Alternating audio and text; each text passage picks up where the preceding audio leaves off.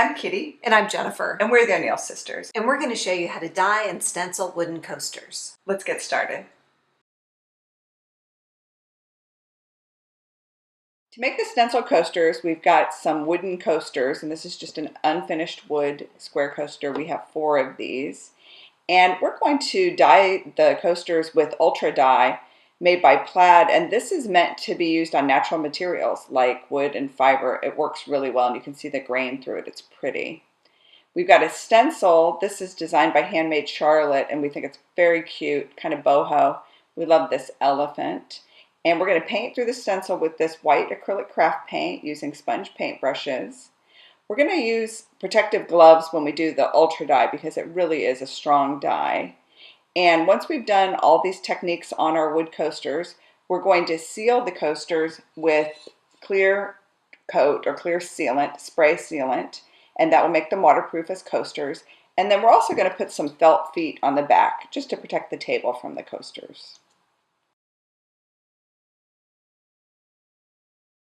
So to dye the wood coaster with the ultra dye, what we're going to do is pour just a little bit of the dye into the disposable bowl. It's a little more than a quarter size. It's spreading out now, but you don't need much of the ultra dye. And basically we're going to paint it on and wipe it off like a wood stain. And it has this really gorgeous, vivid color. And it lets the wood show through, which is the thing that we like about it. And you can leave the dye on for longer or shorter amounts. You might want to experiment a little bit. We actually did a bunch of tests with wooden clothespins to see which colors we liked and to see how long we like to leave it on. And we like it on pretty long because we like this vivid color. I'm painting the sides of the coaster, and then I'll also paint the back here. You'll be amazed at how fast this goes because you just paint it on and wipe it off. And it's really kind of a no-fail process. If you put it on and wipe it off and it's not bright enough, just put more on and then wipe it off again. So then to wipe this off, I'm going to start on the other side because that's been on there longer. You just use a paper towel to get off the excess, very much like doing wood staining.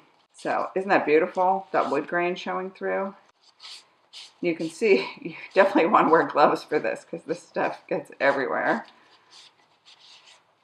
But that is looking gorgeous. I want to do the sides here. And once this is all wiped off, you can really tell when you're looking at it in real life whether you've got all the dye off. It would look wet if the dye was still on there, and instead it looks dry. So now I'm going to let this dry completely, give it a clear coat, and then we'll be ready to stencil.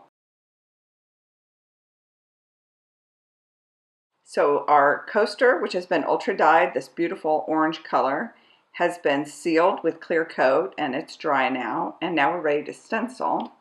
I've got some white acrylic craft paint here. You don't need very much for this. I'm just going to squeeze a little bit out there. And then I'm going to line up where I want my stencil.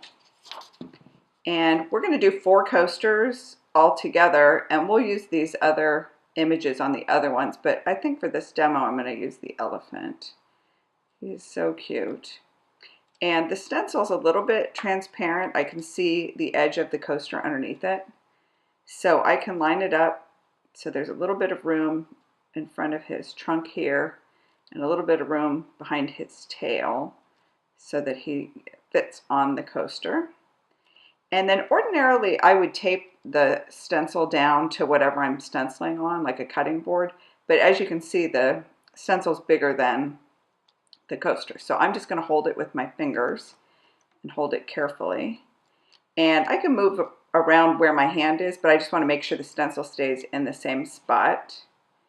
And I'm going to use my sponge paintbrush. You can use a sponge pouncer, which is made for stenciling. Has a flat circle, but these work just fine too.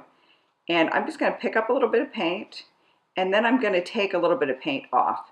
So I don't want a bunch of gloopy paint on there. I just want a little bit of paint. It's a very dry process.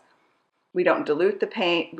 Basically, we don't want the paint to run under the stencil. So you want to hold the stencil down tightly with your fingers and then just sort of dab up and down gently, just dropping the paint in between the edges of the stencil, trying not to have it bleed underneath. And that's all there is to it. And I want to make sure when I move my fingers that I don't pick that stencil up and move it. I want the stencil to stay in the same spot. I don't have the advantage of taping it down, although I suppose you could cut this image out if you wanted so that it did fit. You could tape it down, and that might be a good idea if you haven't done very much stenciling before. And I'm just going to dab it on there. I can see I have a tiny bit too much paint on that, so I took a little bit off of the paintbrush. I'm just dabbing. Just with white paint, and we just chose white as a design decision.